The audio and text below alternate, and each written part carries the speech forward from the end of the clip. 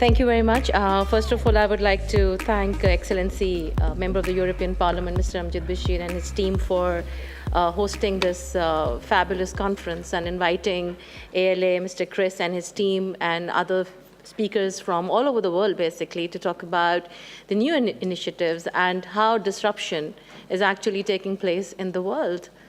And the global testaments that we have seen the whole morning are identifying towards one acceptance that technology has actually disrupted the way education has been looked at over the last maybe 100+ years. But disruption has not only taken place just in education, it is all the sectors of the society which are getting impacted by technology revolution. Technology has really not come as an evolution. I still say, as I've been a technology minister for 5 years in Pakistan, and I've ended my 5-year term in June of 2018. And I've attended, I would not know how many forums I've attended, I was called at UNESCO, I was called at UNCTAD, and at the end of the day, I was asking, why are you calling me all the time? And then I realized they started calling me a disruptive minister, because everything that was happening had to be done by the IT and Telecom Ministry, because all other ministries were saying, oh, this is IT. Oh, ask Anusha to do it. And I was like, if this is the attitude the government ministers are going to take, or the ministries are going to take, there will be only one ministry left in the government, that will be the IT and Telecom Ministry. Because I will be doing education, I will be doing e-commerce, I will be doing e-education, I will be doing e-health, and I would be doing e-learning or e-security, cybersecurity, you just name it. But it did actually end up like that, because Ministry of IT then had to start off all the programs to show to all other ministries that how technology can be adapted to enhance their targets. So technology is not going to take over anybody.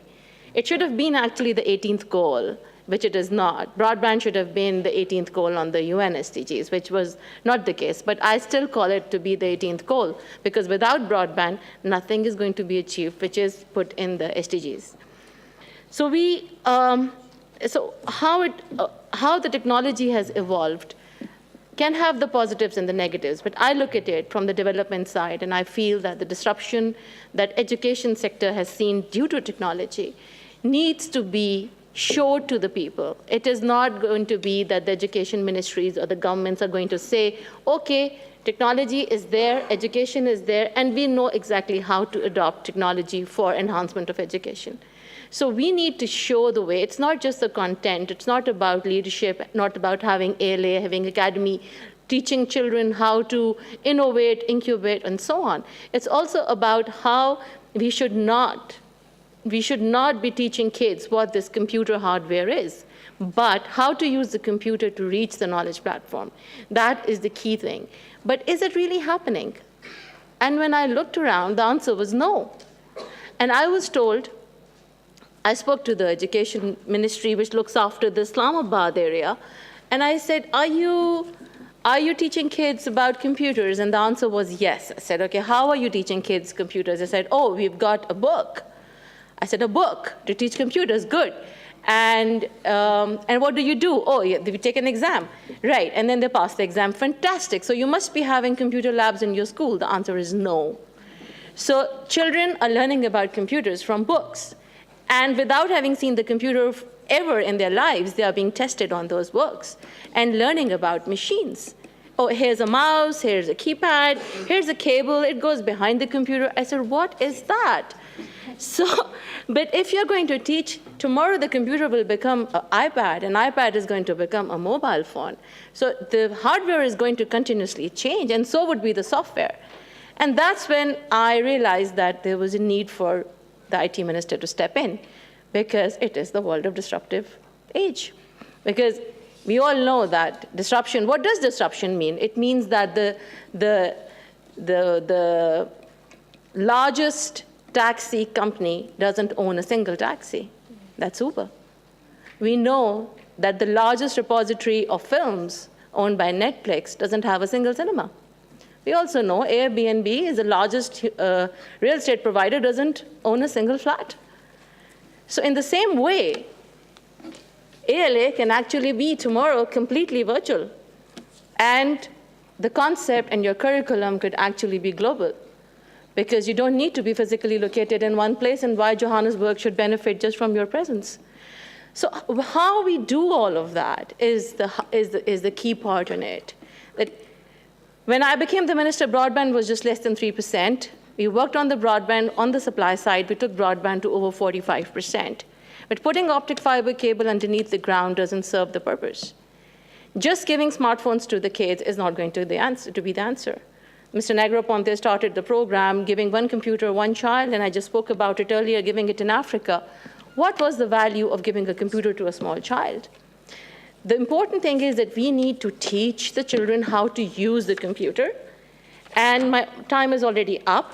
So, and because my time is already up, I would like to just say that I could only do small pilots, like Asma just said. We started small, we learned fast, but we passed well. And how we did that, I would just want to show a small documentary to you. We worked in the girls in Islamabad, gave them computer labs, worked with Microsoft, taught them how to do coding in cloud computing, started with 30,000 girls, scaled it up to 110,000, and then the program was called DigiSkills Program, which is now providing online programs and modules to children, about covering 1 million children online. So I think we passed well. I would just want, if you could just put on the video. This project is a result of constant efforts of Minister for Information Technology and Telecom. I think I've asked him to cut it down because then it will go on, and I think the time is short. But you will get an idea that how this program actually touched the girls. And when this documentary was made, it was last year. This program was then scaled up to Digital Skills Program. It is online available. This video is also available online. It's training 1 million children. So what we are doing is now, from teaching coding cloud computing, we have gone to modules on architecture, finance, and so on. So everything is available online.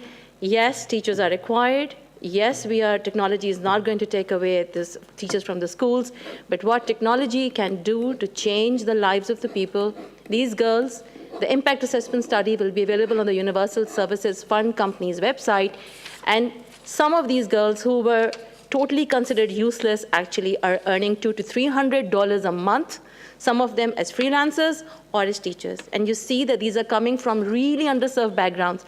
My agenda had been to connect the unconnected and to serve the underserved. And I think this is the way technology will reach, through education, to these girls who were otherwise not considered anything in the society before. So thank you very much. Thank you very much. Yeah.